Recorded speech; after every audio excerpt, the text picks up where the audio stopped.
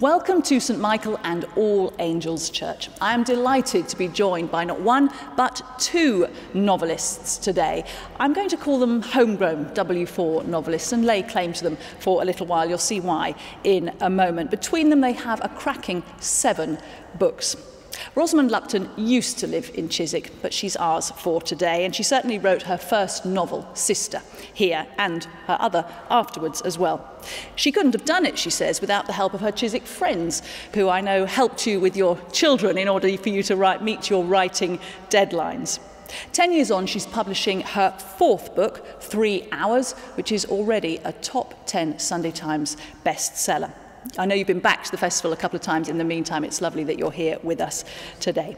Diane Chandler definitely lives in Chiswick. Her new novel, Only Human, your third, I know, Diane, is actually set here. Indeed, there's action in it that happens so close to this church, we could walk down there to Turnham Green Terrace. You'll know it well. Diane is also heavily involved in the community here. She set up the monthly Chiswick Buzz Book Club, or Words with Wine in W4, as I know you call it, all very relaxed. And indeed, this month's book club session with Amanda Craig is being shown here at the festival tomorrow. So Rosamund, Diane, welcome to the Chiswick Book Festival. We're calling this session Too Close to Home, ? Because we want to discuss that whole issue of the perils, the pitfalls, the challenges potentially of where you set your novel. Do you stay with the familiar and go for a town or a city you know well and can pull the streets to mind immediately? Do you go to a far-flung country you've never been?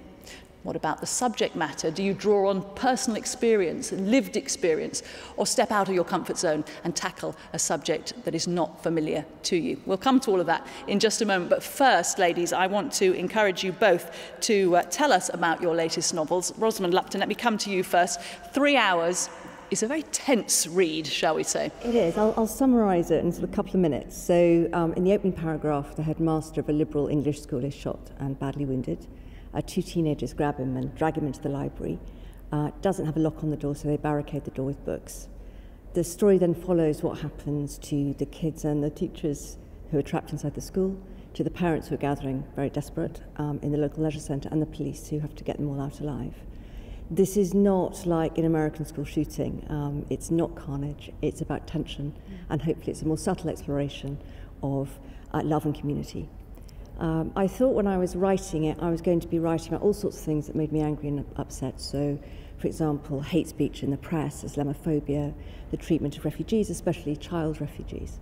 And then, as I was writing it, probably when those kids were dragging their head teacher into the safety of the library, I realised what I was really writing about was love and courage and community. And that was a very exciting thing to explore. And in fact, people have said they've read it in trepidation, but at the end of it have found it uplifting. So I hope that's true. It's set over 3 hours, as the title would suggest, so I'm hoping that a reader will read it almost in real time with what the characters are experiencing. Certainly it lends itself to that because it is a gripping read, so you do want to rattle through it in those 3 hours. You talked about love and family and community. A lot of parallels there with your book, Diane, Only Human, and less imminent danger in it, shall we say, but definitely a sense of betrayal is a really strong word that comes to me. Absolutely. I mean, as you say, it's set in Chiswick and it's a family drama. It's a tale of love, lies and betrayal. And in a nutshell, really, it's about a middle-aged woman in her mid-40s, Anna, who has given up her career to be a stay-at-home mum. And she has just found out that her husband's having an affair. And at the same time, her teenage daughter, who's become very tricky, has started to pull away from her, really chopping at the apron strings. And she's thinking, what for me? What next for me? What am I supposed to do next with my life? And it is really a novel. She's full of flaws, which is why it's called Only Human. Some of the choices she makes are slightly dodgy to find her way forwards. But really, I wanted to write about women who have given up their path in life to look after their families, and then how do they cope when it's their time again? So that was kind of the impetus for it, really. Yeah. And we've called this session Too Close to Home. And if we start with you, Diane, and your book, we said it's set in Chiswick. And people always say, write what you know, don't they? When you're a beginner, they say, write what you know. You told it at school. you have very much drawn on, I would say, not only your experience, but first of all, the location. I mean, I was ringing things as I went along. It was sort of Chiswick Library, Hogarth Health Club, Soho House, as it is, High Road House, the George IV pub. I mean, it takes you into a world that you are so familiar with, the sounds and the sights of Chiswick. What made you decide to go all out for a place that could be conjured in your head immediately? Well, I've lived here for over 20 years. My first two novels, one was set in the Ukraine and one was set in West Kensington. And I thought I absorb this place daily. I'm immersed in the culture of Chiswick. I love the place. And actually, you know, it's a bit easier to write where the setting is where you actually live. And I had a lot of fun. It took me 3 years to write the novel, and of course I was adding to it, building on Chiswick as a setting and on the characters as I went. But you know, Chiswick is there in all its forms. I brought all my senses to bear. You can smell Fuller's Brewery in the air. You can hear the foxes at night. You can taste the coffee that they're drinking on a Monday morning in High Road House. And you know, so I kind of built on it really over the few years that it took me to write. And when you're writing with that in mind, do you need to revisit those places in order to get the details, or are you happy for it to be an impression that sits in your head anyway because you know these places so well? It's pretty much the second really, I think, but obviously I went to all of these places several times over the 3 years. Yeah, there was a lot of nice restaurants and wine being drunk and cups of coffee when your characters were meeting. Absolutely. I didn't, you know, the novel that was set in Ukraine, I had to draw on memories and photos and YouTube. I didn't have to do any of that for Chiswick. I was just there living it the whole time, and it made it a lot easier, really. Your book, Rosamund, 3 Hours, as you said, set in a school, and it is a school that is a real place, albeit that you have then conjured with. I think, I mean, I read somewhere about why there are so many high school films and TV and books, and it's because virtually every American has been to a high school. And I think there's something about schools that, even though it might not be specifically like your school, your kid's school, we all kind of recognise it as somewhere that we've been or our kids go. So I think there's a familiarity to it, even if, you know, my school is a very progressive school, which is quite strange. But I think the basic interaction of kids and staff is true whatever school you go to. So I was interested in that kind of place. I also was interested in using, say, the woods. The school is set in woods, and that for the plot was important because there might be a third terrorist hiding in the woods. There's a teenage boy desperately trying to find his little brother, and he gets lost in woods, and it snows, and that makes the woods even more impenetrable. But I wanted to kind of tap into our sense of woods, as all English people have read fairy tales which are horrifying about woods. You know, they're scary places, they're Hansel and Gretel and Little Red Riding Hood, and terrible things happen. And I wanted to use that kind of fear. But also, we're a woodland nation, we love our woods, and Shakespeare uses woods as a sort of magical place, and in Macbeth, which some of the kids are rehearsing, you know, Birnam Wood marches to Dunsinane, it's a force for good. So I also wanted to use the woods as something, as well as being perilous, how by the end they've come to seem something else. So it was both plot and theme and atmosphere, and I think locations do that. They kind of imbue whatever you're writing with not just the kind of necessary underlying structure, but hopefully give it a little bit more as well. So there can be a symbolism and a metaphor sometimes in the and setting. hopefully you're not whacking the reader over the head with it. I mean, that'd be really annoying if you go, look, Little Red Riding Hood. You're not trying not to do that, but you're hopefully bringing those kind of resonances by using certain things. Because I often think my daughter, who's a teenager, reads a lot of fantasy novels, and of course these increasingly have maps and things at the front of them, and whole worlds that the author has had to dream up and imagine. They start with a blank canvas and they put an island there and a forest there and a mountain range here. Would that ever appeal to you, to start with nothing and build your world? My son's really into fantasy as well. It's interesting, and I think it's fantastic. On the maps thing, it's interesting. The publisher at one point said, do you want to have a map included in the book? Because we should say, because it's important, because over the course of the 3 hours, people are in significant places, and the timing of where they might have been when and where they're hiding and things is very important. It is important. My feeling, I did draw a map. I'm a terrible at drawing, but I had a map when I was working, so I knew exactly where it was. I worried that it might take away from the reader's own sense of what was going on, that I would reduce it down to something. I'm still undecided. Oh, so perhaps if you take a reader to a point where they have to keep referring to it and say, where is Chiswick Library, that maybe it kills the imagination of the reader. I think so, the spontaneity, doesn't it? And I mean, I could visualise everything in your book so readily, and the tension was scary, actually. It was the fear I felt reading your book as a parent, actually, as well, was incredible. Both of you, though, have also written novels set far away. You mentioned Donetsk, Ukraine. It was a country that you knew well, but it was interesting when you were talking about it a moment ago. You said you didn't actively go back. I did once, actually, because it had been about 10 years since I'd last been there. I used to work there in the early 90s on overseas aid, and I loved the country. It got under my skin, and I went all around the country, and including down to Donetsk, where the mines are. But I did want to go back, and I still had friends there, and I walked the streets, and I took photos, and I made notes.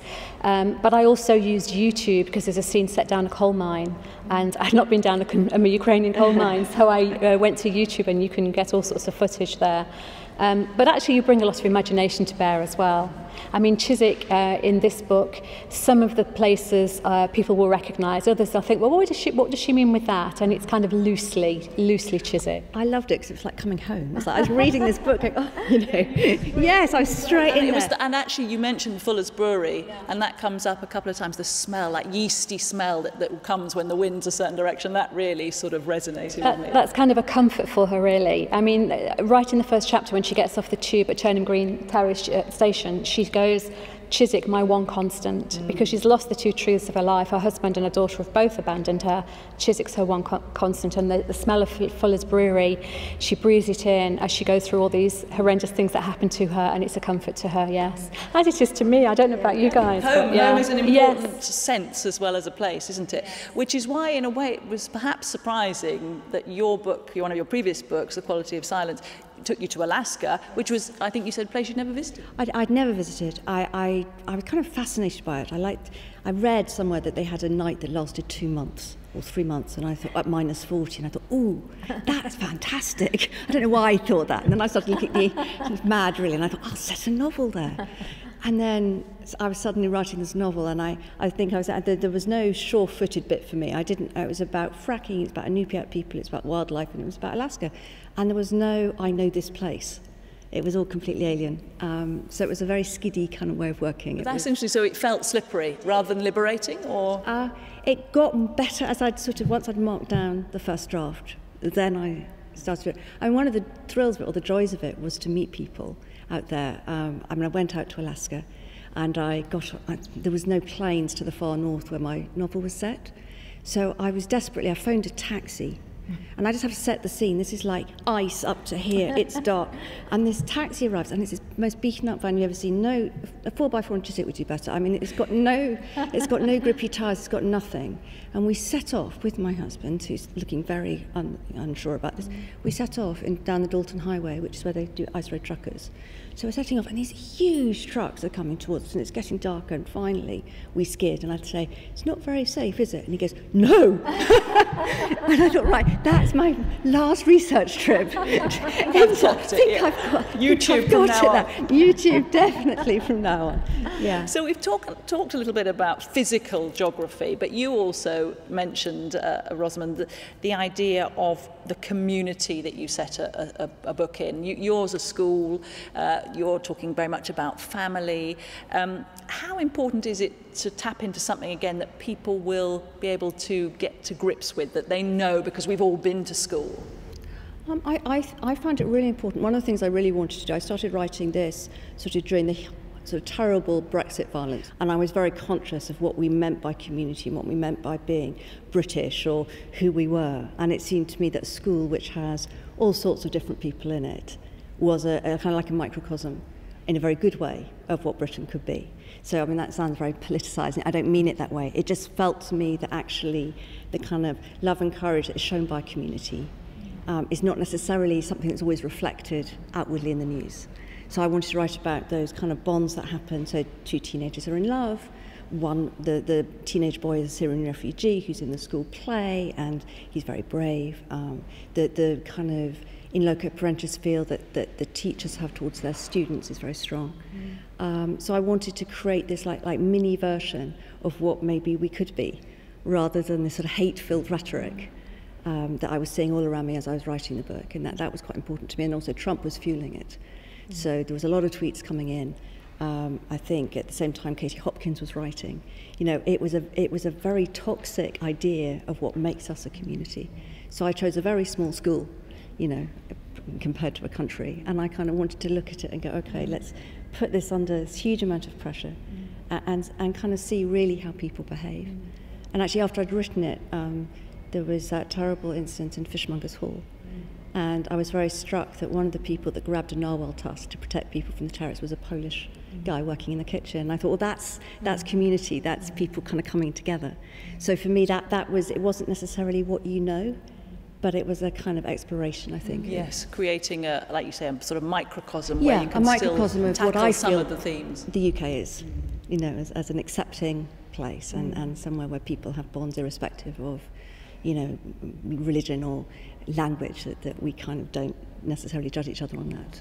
Bonds, that kind of speaks to me as a word that runs through both of your books, perhaps, that, again, something that is close to home for most of us is parental bonds, bonds between siblings comes up, bonds in relationships between partners and husbands and wives, very pertinent to your book. Again, you're picking a topic that we can relate to, Diane. I think so. I mean, one of the reasons I wrote this book is because when my daughter started secondary school, I had already found my passion of writing and I was just about to be published, and I thought, well, I'm okay, I'm off. But many of my friends, many of the school mums, many people I met in Chiswick, they said, well, what am I going to do now? I've got so much time for myself. What am I going to do? And we all lose confidence, I think, if we've had careers and we've given them up to stay at home.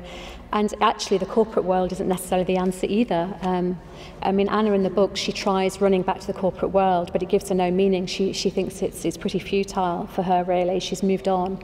And so she looks for voluntary work initially, and she finds her way in the end, setting up a social enterprise.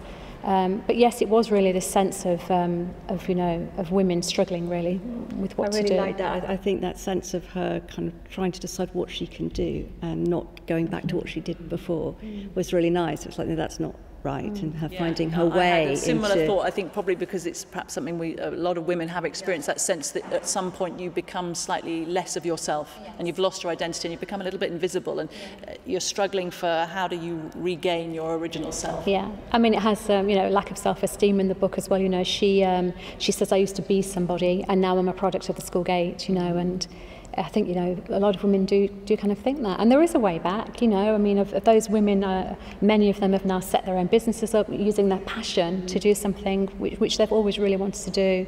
And most of those are flying again now, you know. But I think it's a tricky time in your life. Isn't it? It's really daunting, I think. And the issue of generations comes into both books. Again, something that many people will be familiar with. In your book, Diane, there's the elderly gentleman who is visited by Anna, and he's part of a scheme where people go into the house of an elderly person, and we see his decline, one could say. But it challenges us again to think about how we look after the elderly. Yes, I mean, she goes in with the intention of befriending him, doing some voluntary work just to kind of, spend her time doing something while she's trying to find out what she wants to do seriously. She thinks it's going to be a doddle, you know, well, I can do it, and he's just an old man. But actually, from the very start, she's kind of enchanted by him, and the tables turn, really, and he becomes her mentor, really. And she finds a lot of succour with him, and he's the one she talks to about, why am I doing this to my daughter? Why don't I let my daughter go? She's ready to fly, and I know I should let her go, but I am finding it hard. And they develop a very rich bond, actually, the two of them, which I think goes right the way through the novel.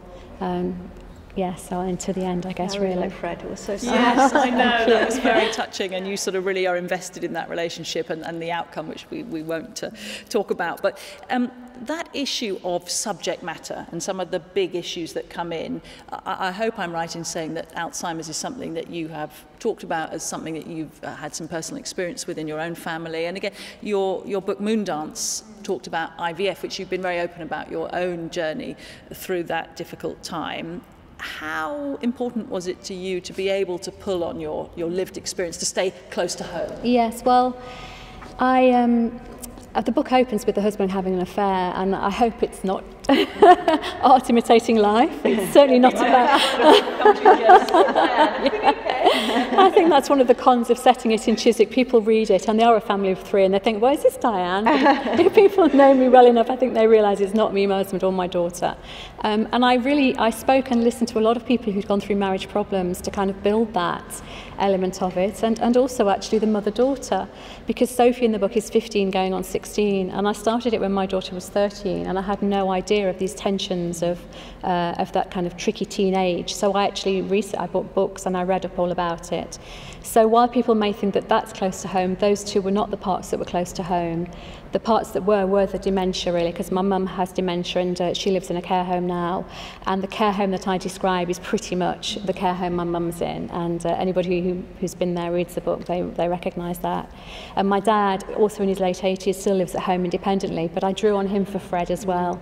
You know, he does feed raisins to the blackbirds in the garden. And he does do crosswords, and so the more sprightly parts of Fred I drew on. So that is the bit that's close to home, really. That and Chiswick, of course. Yeah. With the book, The Road to Donetsk, that you wrote before, again, that was part of your previous life. You'd worked in Ukraine, you'd worked in international aid. Did it feel like a safe place to think, I know this world, so I feel confident? I think Ukraine got under my skin, and I wanted it to be almost like a love story to Ukraine, because they are wonderful people. It's an amazing country, and I was working in overseas aid there, and I wanted to take overseas aid and bring it to life on a daily basis, really. So I took an idealist and a cynic and threw them together into a love story. I guess I was somewhere down the middle, really. But I used the computer a lot to go to places like the Carpathian Mountains, which I'd never been to, but I had been to Odessa, I'd been to Chernobyl actually, and I just tried to take them through this country and meet these people that had meant so much to me. Do you enjoy, as a writer, Rosamund, the research element that's needed? Clearly, we've spoken about the fact that some of the areas of your work are things you know, like the school is based on your children's school, but you've had a lot of police work, terrorism, No, I didn't enjoy the research for that. It was a necessary evil to write the book. It was, I had to go on the dark net just to see how easy it would be for someone to buy a gun or explosives. And actually, I could have just gone on Amazon and downloaded the Anarchist Cookbook, because it tells you on chapter 4 how to do it. But I got the computer out of the loft, an old one, put, a Band-Aid over the camera. Right, so you were almost simulating the experience of somebody who would do that. Actually, blimey, and 2 minutes later I was on the darknet. So easy, and I was thinking, it's quite spooky, really. And the family were going, are you putting it back in the loft? It's like, yep, it's going back in the loft. Because it was something really, I stuck a couple of guns in my basket, and that's as far as I got. Because I did read that if you're a journalist, you can get away with it, but if you're a novelist, you can actually, I was applying for a visa to the States at the time, Leicester, and normally, it just goes straight through, and it took 2 or 3 days to come through. And I was quite relieved. I thought it was quite good, actually. I thought, oh, good, I'm glad they've probably kind of sussed out some weird kind of browsing. But so things like that are in your control when you're researching. I guess other times you have to bring in other people. So I think you probably spoke to some senior police officers about the way they work. Is that helpful, or are there times when you're speaking to an expert who gives you so much that you're bogged down in the information? I try and write the story as I want it, and I do some very basic research, really basic, pretty much on the internet, kind of what kind of police vehicle would be there, that kind of thing. And then I go to this really great guy I managed to find who's a writer himself, and then he will try and make it work for me. He won't be going... so you're not starting blank and saying, tell me everything you know about firearms. I do ridiculous things. I do something like, said, there should be 2 police officers arriving in a car. There's only one. What can I say? No one's got sick. And he goes, we don't double crew anymore. There's been cuts. It's like, oh, okay.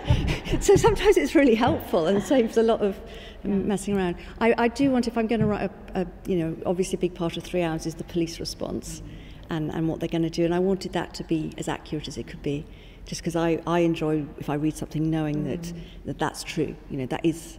they arrived quite quickly, so the first time I had it, the police had arrived and it was all happening, and then after the rewrite, the engines were still warm. It's that kind of thing. It's like it just arrived. So there's a bit of tinkering around. Do you think readers are... I guess it depends, but you sense that there may be some readers who are pernickety about these things and others who couldn't care less. And I'm thinking about, for example, when you handled IVF, you would have had your own experience of that, but I guess there's still a sense that you don't want to get it wrong, partly because it annoys people who know, who are maybe medics, but also people who've lived through that and had a different experience may say, oh, it wasn't like that, or that wasn't how I saw it. So perhaps you have a responsibility to be factually correct. Well, it's interesting because I did IVF now 18 years ago, and as I wrote it was how it was then, and of course it's moved on incredibly. And I was looking at the reviews recently, and there's a review on there from American says, you can tell this author's never been through IVF because she has got no idea how it works. So yeah, I mean the science has moved on incredibly.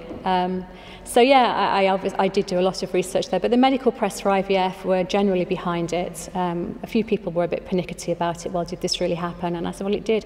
All the tests and treatment in that book were as they were, so that was much more close to home than this, really. When we look at the voice that speaks to the reader and we decide who gets to own that voice, I think all three of your novels, including Only Human, your new one, are first-person narrator. So you're bringing everyone straight into one person's world. Is that a conscious decision? It is really, and I was thinking about this because I was thinking, you know, your book is so assured, and there obviously have to be so many different voices there because of the different locations, and I think it probably takes a more experienced author to go with that, really. I think, you know, this is my third novel, and they've all been women. They've all been completely different women, but there must be a bit of me in each of them. And it just feels more safe, I think, for me to actually dig deeper from the character, to dig deeper from the emotion. I might try third person next with the next novel, but you know, I'm quite comfortable with it, really. I think first person done well, like you do. I think it's really intimate, and I think you get that real sense of sharing a story with someone, which is lovely. You know, I think it has a certain kind of directness, which I really like. And 3 hours, to be honest, I wrote it from one person's point of view, and I thought, no, I'll try it from this. I thought it'll be a child, it'll be a teenager, it'll be the headmaster, it'll be the police. And I couldn't decide. And I actually kept sending bits to my agent saying, what do you think? And then I just put them all together. And that's how it happened. It was brilliantly. Well, it took a long time. It didn't work brilliantly. So it's challenging to change perspective. It wasn't so much that. It was just like I had, I think, 10 completely different stories. And I had to weave them together so that I had one novel.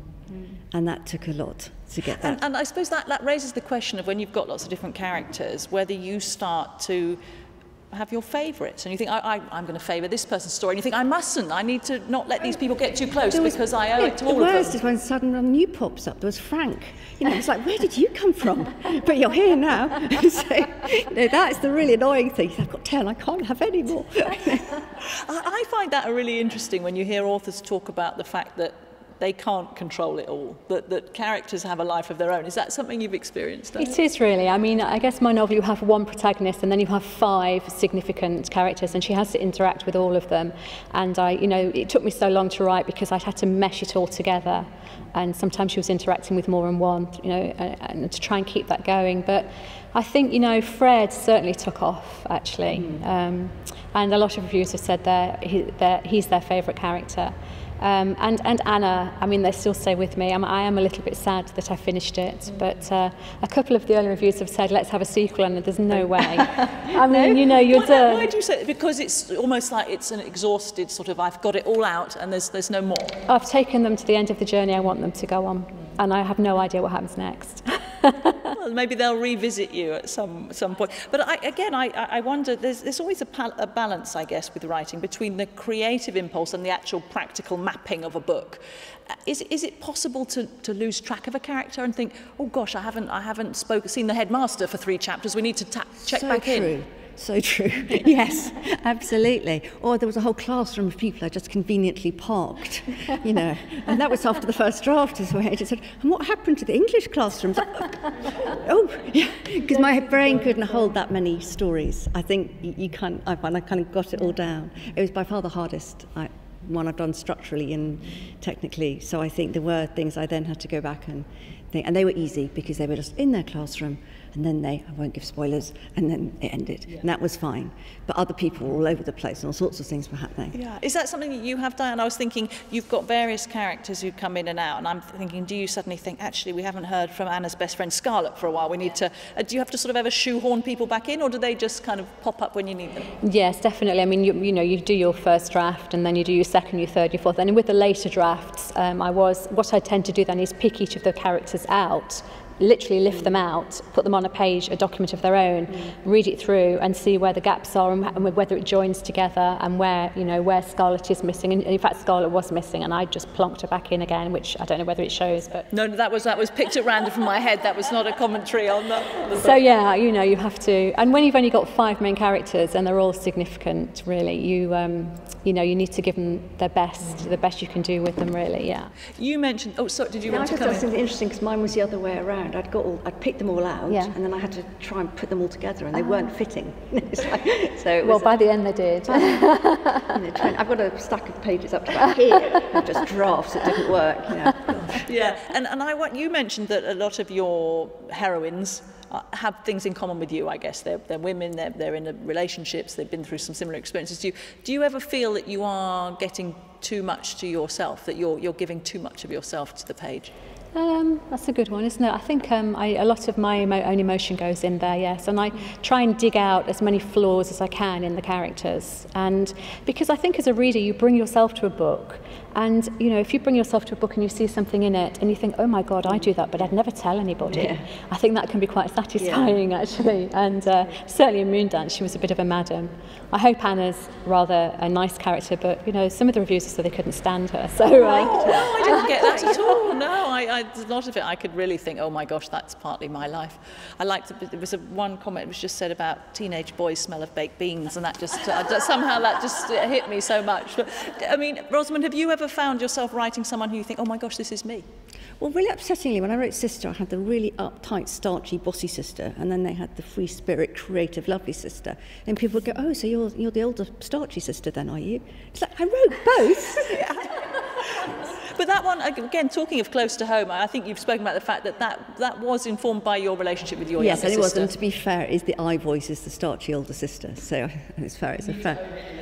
I do, and it hurts because it is a bit close to the truth. And would members of your family or friends look for themselves in your books and take umbrage if they think part of it's them? No, but pets do. I mean, lots of people ask for their pet to be in the book. Pets? Yes, I've got a cat called Pudding, for example, in Sisters, my aunt and uncle's cat. So they do they actively immortality. Say squeeze her in? They say, oh, is Pudding in there? Okay, yeah.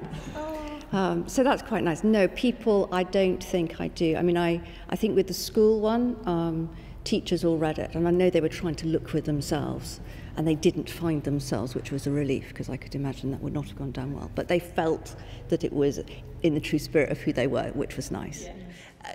And while we're talking about families, I always think being a novelist, a creative person in that way, means that what you do for a living is sort of out there for people, including your own families. Now, we all know that teenagers can be fairly sort of non-interested in anyone but themselves. I mean, does Maddie read your books? Does she say, I'm interested, or she could neither take it? She's very interested. This one has a few bits in it which I don't necessarily want my daughter to read yet, and she kind of knows that. And over the summer I said, look, you can read it if you want, I'll flag the pages that maybe you should, and she said, you know, I'll give it a couple of years. But she would take an interest in your work in a way that she might not if you were an estate agent. Or... Oh no, really, absolutely. And of course she designed the cover. This is her original artwork on the cover. Yes, so no, she's been great, and she's nothing like Sophie in the book, I just have to say. Yeah, who has some quite testing moments, shall we say. She's a true teenager. How about you, Rosamund? I mean, do friends and family want to see your work, or do you think sometimes they don't want to know that part of you that's in another world? My old son Cosmo is probably my first reader, and I talk to him about what I'm writing all the time. And my younger son now as well. They're very interested. And would they help give you perspectives that you wouldn't tap into otherwise? I couldn't have written 3 hours without teenagers. And certainly teenagers, I mean, it would be a lot ruder, I have to say, if I actually did exactly what they suggested, which I Are you talking about the language or the actions? Or the language, really. I mean, it's just, you know, I just sort of know it'll just overpower reader. We'll just kind of moderate it down a little bit. Not a lot, but a bit. But just, yeah, they are, and they kind of talk to me about how it is from their perspective, which is really interesting.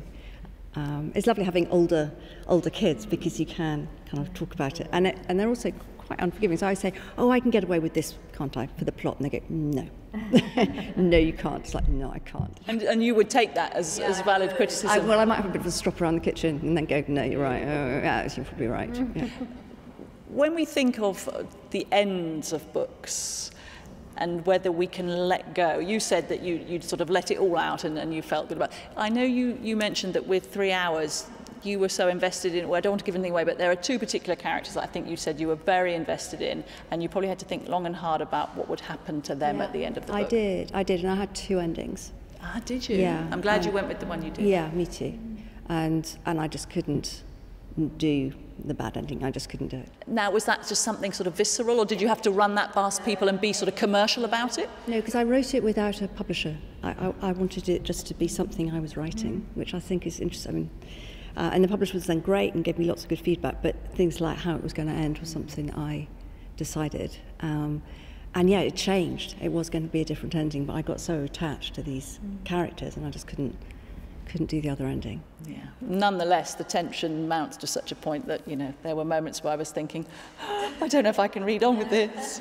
And it's great when the reader, as I did with both of your books, gets fully invested with the characters. You know you've kind of hit the nail on the spot, and you've got that balance of whether you've got it close enough to home. Just while we're thinking of the geography of close to home, of course, you're both writers. I don't know how much you're writing at the moment, but we've been in lockdown and everyone's been stuck at home, haven't they? And I just thought it'd be interesting to ask you before we finish about how being locked up at home has affected you both creatively and I suppose from a practical point of view with your writing, whether you've had a house full of people you wouldn't normally have and not the space to write. Well, I was lucky really because I delivered the final draft to my publisher just before lockdown. So, I mean, she wasn't completely happy, but we did a bit of editing, but we spent the summer really having fun sorting the cover, sorting the blurb, talking about marketing. So I was very lucky because I don't think I could have written anything during lockdown. Because you would normally need space and quiet to work? Yes. Well, yes, my husband and daughter were at home, so and my desk at the moment is in the kitchen, so every lunchtime they'd bound in, you know, and that was an interesting story really there, but it was just really, I think, this low level of anxiety that was there, and I just could not have written anything anyway. So I was really relieved that I don't know about you, but I was really relieved that I didn't have to write. I found it really hard to write in lockdown. I think it was, the anxiety. My husband's a doctor, he was going into hospital, and it was just, I was just really keyed up. There was a big local initiative to make scrubs and things, so I got a bit involved with it. So it felt quite good doing something. So you weren't creative in a different direction with the no, sewing machine? I'm terrible at sewing. I mean, really terrible. Not very good at cutting either, but it felt, I think I didn't want to sequester myself away. I kind of wanted to be with the family or be with the community, albeit at a social distance doing stuff.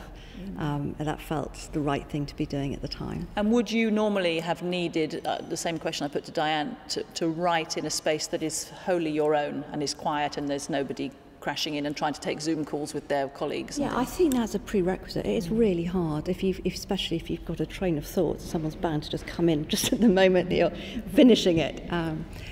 I get quite lonely working on my own. So the advantage now of having people around, but I've got quite a quiet place to work, is nice, actually. It's a good balance.